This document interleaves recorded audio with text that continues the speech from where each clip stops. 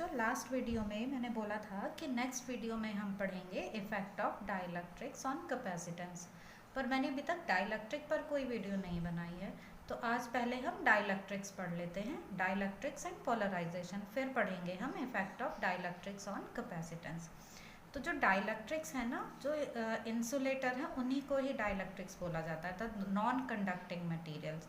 जैसे ये हो गया, ये थर्माकोल का ग्लास है, ये प्लास्टिक है, ये पेन से प्लास्टिक है, ये पेपर, वैक्स, ग्लास, ये सब जो हैं ये डाइलेक्ट्रिक्स हैं, जिनमें कि फ्री इलेक्ट्रॉन्स नहीं होते हैं, तो वो डाइलेक्ट्रिक्स होते हैं, चार्ज कैरियर्स नहीं होते हैं जिनमें।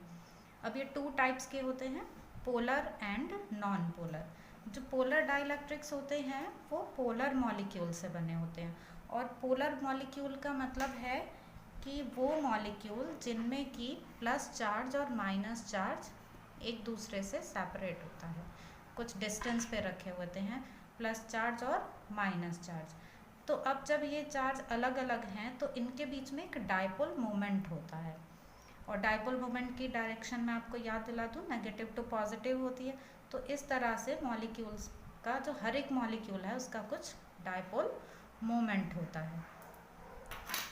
तो इस तरह के मॉलिक्यूल्स को बोलते हैं पोलर मॉलिक्यूल्स, और जो पोलर मॉलिक्यूल से डाइलेक्ट्रिक बनते हैं उनको बोलते हैं पोलर डाइलेक्ट्रिक्स। एक for example HCl, NH3, H2O etcetera. अब नॉन पोलर डाइलेक्ट्रिक्स तो अभी समझ गए होंगे आप, नॉन पोलर डाइलेक्ट्रिक्स जो नॉन पोलर मॉलिक्यूल से बने।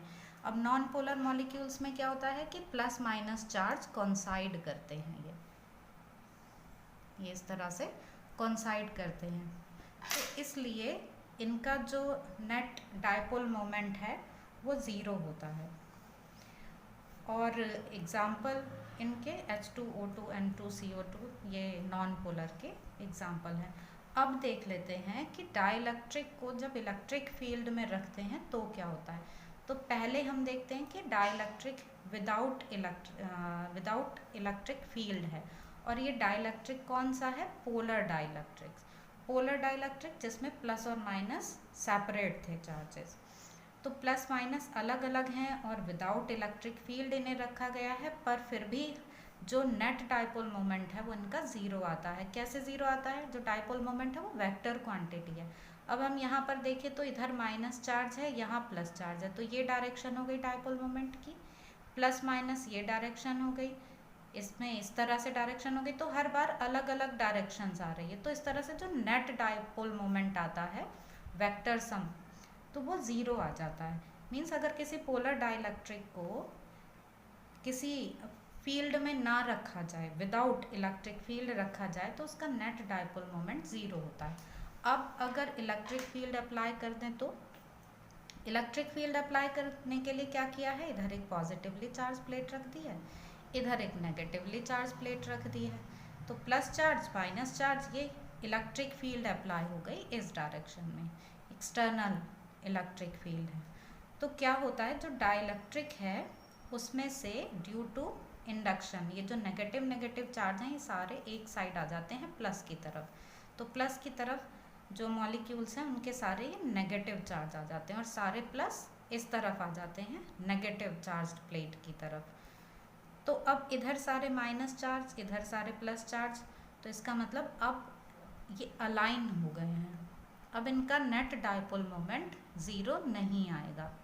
ठीक समझ में आ गई बात कि पोलर डाइलेक्ट्रिक्स को जब विदाउट इलेक्ट्रिक फील्ड देखते हैं तो नेट डाइपोल मोमेंट होता है ज़ीरो, और जब जब इलेक्ट्रिक फील्ड में रख देते हैं तो कुछ ना कुछ नेट डाइपोल मोमेंट आता है, ये ज़ीरो नहीं होता है। अब नॉन पोलर डाइलेक्ट्रिक के बारे में बात करते हैं कि नॉन पोलर डाइलेक्ट्रिक को जब in absence of electric field रखा जाता है, तो हमने बात की थी कि कॉन्साइड करते हैं प्लस माइनस चार्ज, तो ये प्लस माइनस चार्ज कॉन्साइड कर रहे हैं, तो ये है विदाउट एक्सटर्नल फील्ड, तो कोई यहाँ पर डाइपोल मोमेंट तो होगा ही नहीं, क्योंकि प्लस माइनस चार्ज अलग अलग ही नहीं है। तो जब इलेक्ट्रिक फील्ड अप्लाई कर दी जाती है कि इधर ये प्लस चार्ज शीट है, इधर नेगेटिवली चार्ज शीट है, उसके बीच में डाइलेक्ट्रिक को रख दिया गया है, तो फिर से क्या होता है कि अभी तक तो ये कॉन्साइड कर रहे थे, लेकिन अब ये सेपरेट हो जाते हैं। जैसे ये इस तरह से थे, ये हम देख रहे हैं ना, ऐसे कॉन्साइड कर रहे थे, लेकिन जब इनको इलेक्ट्रिक फील्ड में रखते हैं ना तो एक फोर्स लगने लगती है और ये ऐसे सेपरेट हो जाते हैं। और सेपरेट होने का मतलब क्या है कि अब यहाँ पर डायपोल मोमेंट आ जाएगा। ये आप देख रहे हैं ना कि इधर माइनस चार्ज आ गए, इधर प्लस चार्ज आ गए, ये अलग हो गए जो पहले कॉन्साइड कर रहे थे। मीन्स अगर एक्सटर्नल फील्ड की डायरेक्शन है इस तरफ तो डायपोल मोमेंट की डायरेक्शन भी इधर माइनस और इधर की साइड प्लस आने से यही डायरेक्शन हो जाती है और नेट डायपोल मोमेंट अब ज़ीरो नहीं होता। और ये जो प्रोसेस है ना जिसमें कि जो मॉलिक्यूल्स हैं ऐसे अलाइन हो जाते हैं in presence of external field या ड्यू टू एक्सटर्नल फील्ड, इसी को बोला जाता है पोलराइजेशन ऑफ डाइलेक्ट्रिक्स। इसमें क्या होता है पोलराइजेशन में, जब एक्सटर्नल फील्ड में किसी डाइलेक्ट्रिक को रखते हैं तो डाइलेक्ट्रिक की सरफेस पर अपोजिट चार्ज इंड्यूस हो जाता है। जिस साइड जो भी चार्ज होगा उस सरफेस के, उससे अपोजिट चार्ज उसमें इंड्यूस होने लगता है। तो अब एक इलेक्ट्रिक फील्ड तो हो गई एक्सटर्नल और एक इलेक्ट्रिक फील्ड हो गई इंटरनल। तो हमारे पास एक्सटर्नल और इंटरनल ये दो फील्ड आ गई हैं। अब हम देखते हैं polarisation vector. Polarisation vector is net dipole moment per unit volume of the material. Unit volume में किसी मटेरियल के कितना डायपोल मोमेंट है, ये उसका पोलराइजेशन वेक्टर होता है। और यूनिट हम इसकी फाइंड कर सकते हैं, यहाँ पर मीटर क्यूब आ गया और यहाँ कूलम मीटर आ गया, तो मीटर से एक मीटर कैंसिल, तो कूलम पर मीटर स्क्वायर इसकी यूनिट आ गई। और ये वेक्टर क्वांटिटी होती है, डायरेक्शन इसकी वही होती है जो डायपोल मोमेंट की डायरेक्शन होती है, उसी डायरेक्शन में होता है। अब नेक्स्ट हेडिंग है ससेप्टिबिलिटी। ससेप्टिबिलिटी वो है जो हमें ये बताता है कि इलेक्ट्रिक फील्ड अप्लाई करने पर कोई मटेरियल कितना पोलराइज्ड होगा। जैसे कि जब किसी डाइलेक्ट्रिक को किसी इलेक्ट्रिक फील्ड में रखा जाता है तो वो पोलराइज्ड हो जाता है। तो डिफरेंट मटेरियल जो है वो डिफरेंट डिग्री तक पोलराइज्ड होते हैं। तो ससेप्टिबिलिटी वो प्रॉपर्टी है जिससे पता चलता है कि कोई मटेरियल कितना पोलराइज्ड होगा जब एक्सटर्नल फील्ड अप्लाई कराई जाएगी तब।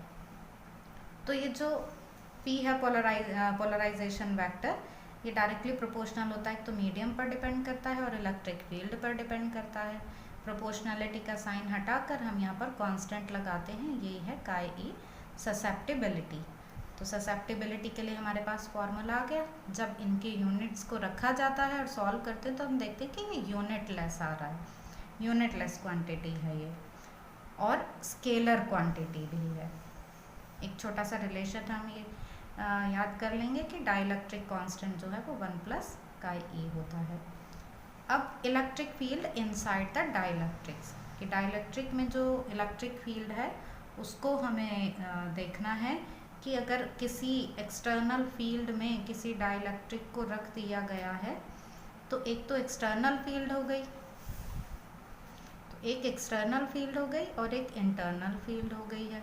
इंटरनल जो है वो पोलराइजिंग है, तो अब हम इसे नेट फील्ड निकाल लेते हैं। तो नेट इलेक्ट्रिक फील्ड इन दोनों का डिफरेंस आ जाती है एक्सटर्नल और इंटरनल का। और एक्सटर्नल और इंटरनल के लिए यहाँ सरफेस चार्ज डेंसिटीज़ का डिफरेंस है ये, तो इस तरह से बिहेव करती हैं जैसे किसी चार्ज शीट की वजह से इलेक्ट्रिक फील्ड लेनी है हमें। तो इसलिए जो यहाँ पर नेट फील्ड आती है वो आ जाती है सिग्मा अपॉन एप्सिलॉन नॉट से, और सिग्मा की जो वैल्यू है नेट सिग्मा मतलब वो सिग्मा माइनस सिग्मा पी ये आ जाता है। पर हमें ये पता है कि किसी डाइलेक्ट्रिक के इंसर्ट करने से जो इलेक्ट्रिक फील्ड है वो डिक्रीज हो जाती है 1 अपॉन के टाइम्स, वेयर के इज़ डाइलेक्ट्रिक कांस्टेंट। तो इसलिए जो फील्ड है वो ई नॉट बाय के हो गई। तो यहाँ हमने ई नेट की ये वैल्यू रख दी ई नॉट बाय के, और ई नॉट हमें पता है कि एयर के लिए या वैक्यूम के लिए जो ई नॉट की वैल्यू है वो सिग्मा अपॉन एप्सिलॉन नॉट, ये पुट कर दी हमने। तो फिर इसमें एप्सिलॉन नॉट से ये एप्सिलॉन नॉट कैंसिल हो जाता है और हमको ये के की वैल्यू मिल जाती है। तो इस रिज़ल्ट से क्लियर है कि के की वैल्यू 1 से ग्रेटर ही होगी, क्योंकि ये यहाँ पर माइनस हो गई हैं दोनों सरफेस चार्ज डेंसिटीज़। अब अगर मेटल ले लिया जाए तो दोनों ये जैसे हमने ये दो ली हैं इलेक्ट्रिक फील्ड यहाँ पर सेट कर दी है प्लस और माइनस चार्ज से, और इनके बीच में डाइलेक्ट्रिक को रखा जा रहा है। तो अगर ये डाइलेक्ट्रिक मेटल है तो क्या होगा, पूरा चार्ज फ्लो कर जाएगा, क्योंकि डाइलेक्ट्रिक तो रोक के रखता है ना चार्ज को, इंसुलेटर है, लेकिन अब जब कंडक्टर रखेंगे तो पूरा चार्ज ऐसे फ्लो कर जाएगा, इसलिए के की वैल्यू हो जाएगी इन्फिनिटी।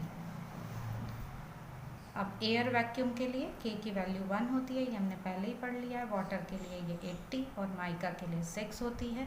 तो कैपेसिटर की प्लेट्स के बीच में डाइलेक्ट्रिक को फिल करने का पर्पज़ यही है कि अब उस पर ज़्यादा से ज़्यादा चार्ज को स्टोर कराया जा सके, जिससे कि जो कैपेसिटेंस है कैपेसिटर की उसे इंक्रीज़ किया जा सके। इसके बारे में हम डिटेल में पढ़ेंगे अपने नेक्स्ट वीडियो में।